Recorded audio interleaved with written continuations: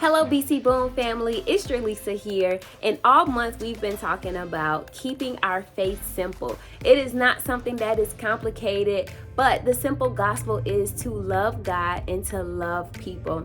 So I remember when I was in Chicago, I did a mission year where I moved to a city that I did not know, and I lived with people that I did not know. And the whole goal of the mission was to love God and love people. And the way that we did this was spending intentional time with our neighbors, spending intentional time with the people that we were living with, like really getting to know them and understanding their story, being a listening ear. And we also studied justice issues that affected the people around us. The whole goal of this program was to show us that the gospel is simple. If we focus on loving God, then He shows us how to love ourselves and how to love people back. And I'm not talking about the people that are easy to like. I'm talking about the people that are really hard to like. So in that regard, it is our job, it is our duty to be men and women that simply love God with everything that we have, and then to share that love with the people that's around us. So our ministry partners are going to get deeper into this topic, and I hope you have some notes because it's going to be real good. I'm really excited to see how you are going to love God and to love people throughout this series, and how you're going to apply it in your life. Stay tuned.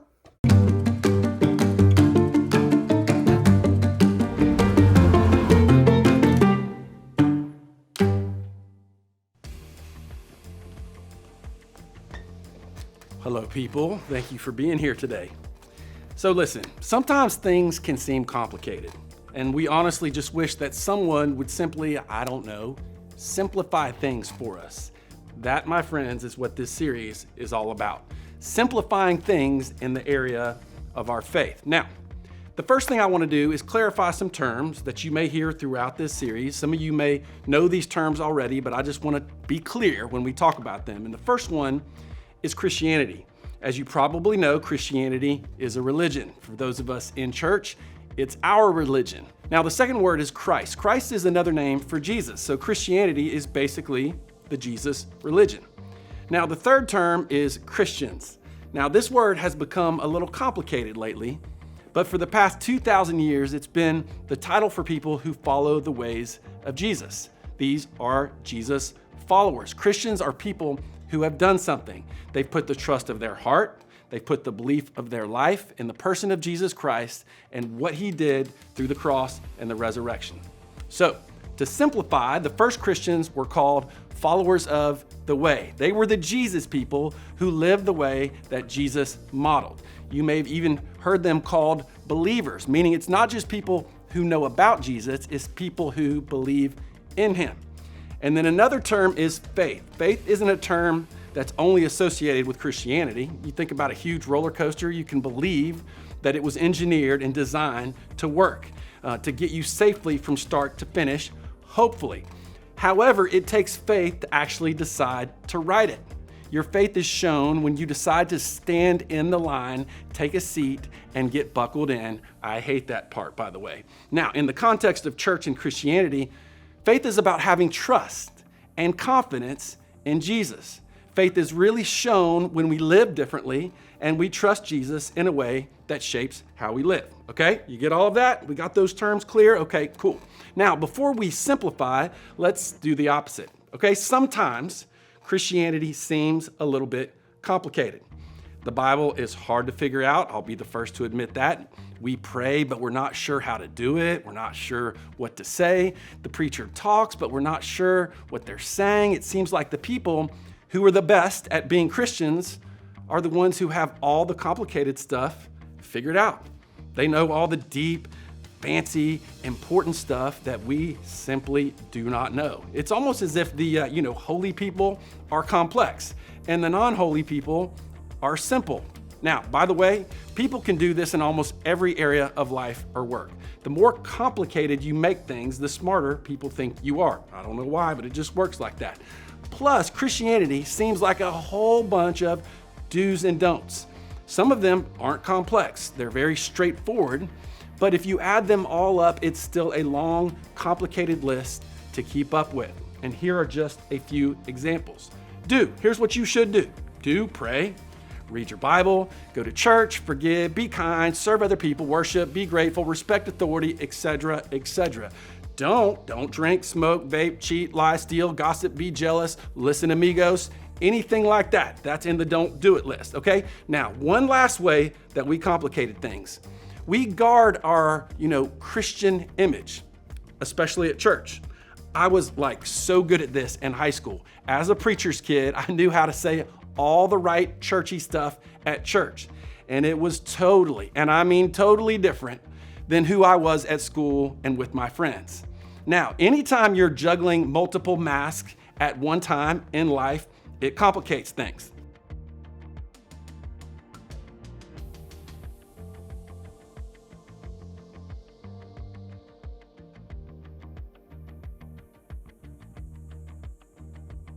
Now, here's the good news. We're going to simplify things in this series. Hey, we even made it the title, Simplify, right? And I believe that if you and I can truly grasp what we talk about, it will change everything in our lives in the best way possible. I really, really mean that. Now, to do that, we're going to start by talking about the very reason why Christianity and the church exists. It's Jesus. Now, one of the many reasons why Jesus came was to give us a picture of what God is like. He was literally God in human skin who walked among us. That means, listen, if you want to see what God is like, look at Jesus. Jesus shows us what God is like. That's why the books in the Bible called the Gospels, that's why they are so important. Because the Bible, which is a collection of books, is divided into two parts. You have the Old Testament and the not so Old Testament. We call that the New Testament. The Old Testament is about the story of God before Jesus walked the earth among us. The New Testament is about Jesus on earth and after. The Gospels are 4 accounts of Jesus' life on earth, and that's why they're very, very important. Now, back then, not all people welcomed Jesus. In fact, they eventually had him murdered. Even though Jesus helped, blessed, healed, noticed, and encouraged thousands of people, there were people who didn't like him. First, they didn't like that he claimed to be God. Let's just be honest, you and I. It wouldn't be easy to believe someone who claimed that today. So let's not be too quick to judge people for having a tough time believing it back then, okay? And the second thing was he challenged people's religious views. The churchy people of Jesus' time, back in the day, they followed something called the law. And since they felt confident that this religious law came from God himself, it was highly controversial when anyone challenged it. Again, I think this makes total sense. Because Jesus was so different and difficult for people to figure out, they often struggled to know if he was, a great teacher of the law. Was he someone who was trying to destroy it?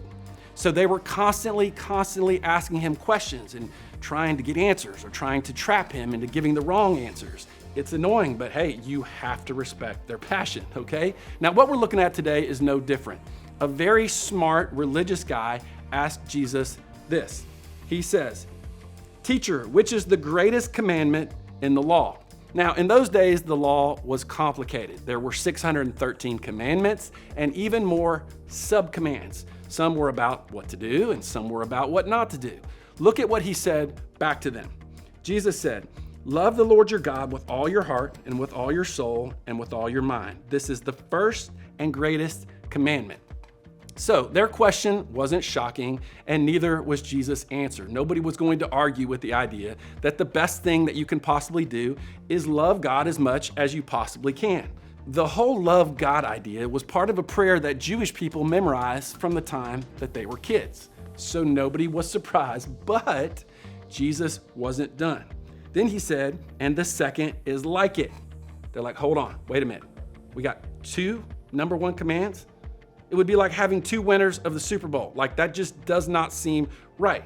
But like we said, Jesus was different than what people were used to. So then he continued, "Love your neighbor as yourself."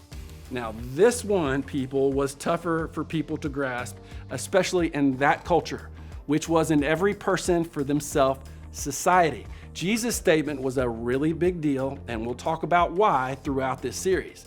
See, to us, there's nothing strange about this statement, but to the people who heard it, it changed everything. Okay, then Jesus concluded, all the law and the prophets hang on these two commandments. All the laws, all the sub-laws, all the things the prophets said, the warnings, commands, pleas, and instructions, all the things priests and religious leaders taught about, all the do's and don'ts, all the knowledge, all the religious words. Jesus made faith simple. He took every one of those complicated ideas and he placed them all underneath two very simple challenges. Love God and love others.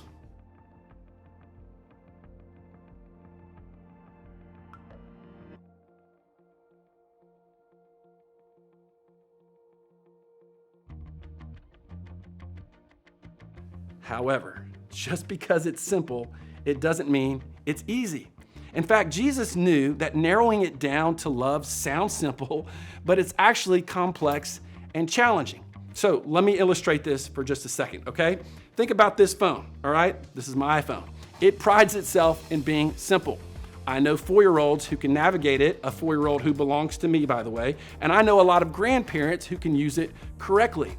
But what if I told you to take it apart and put it back together? What if I told you to explain all of the technology to someone else?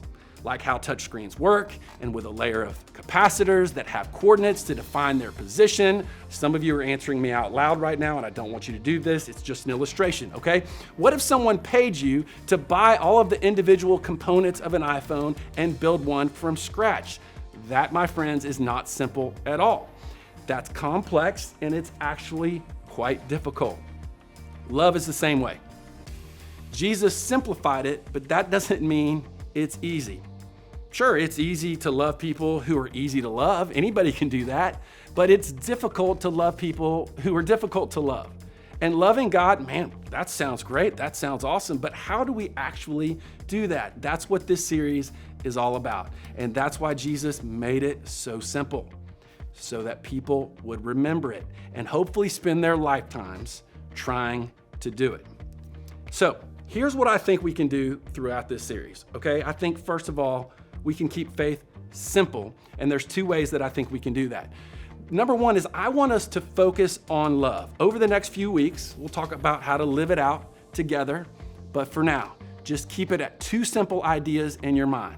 Love God and love others. Don't overthink it. Love God and love others. And then I want you to memorize this phrase from the verse. Love the Lord your God with all your heart and with all your soul and with all your mind. And love your neighbor as yourself. So what we did is we tried to make this really easy for everyone. You're gonna get a QR code and it will take you to a set of daily devotionals built just for this series. Plus, once a week, you'll get a few ideas of how to memorize this specific verse. So we want you to do that. These are literally the words that Jesus said were the most important. So let's make it important to us as well, okay? Yes, say yes. Now, imagine if being a Christian was no longer so confusing, no longer so complicated or overwhelming. What if you had confidence because you knew what was most important to God? You do. If you want to know more about who God is, look to Jesus. And Jesus said the best thing, the absolute best thing that you can focus on is loving God and loving others. Keep faith simple.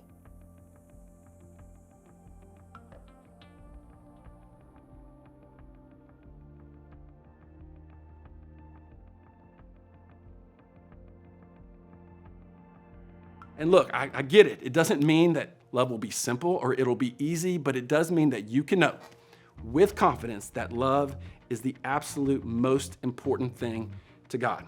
Okay, now, one more thing before you go. When you head to groups, I want you to think about how you would answer this question. What parts of faith seem complicated to you? Okay, what parts of faith seem complicated to you?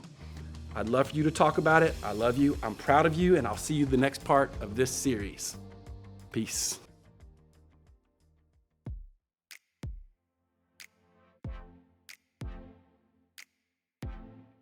I hope that you enjoyed it, and Just remember that everything that you do must be wrapped up in the love of God and the love for people, because that is the gospel. That's what's going to transform people's lives, and that's what's going to break chains of darkness, and that's also what's going to transform situations into things that God intended them to be. It's through the love of God and through the love of people. That's the gospel. I hope you have a great week.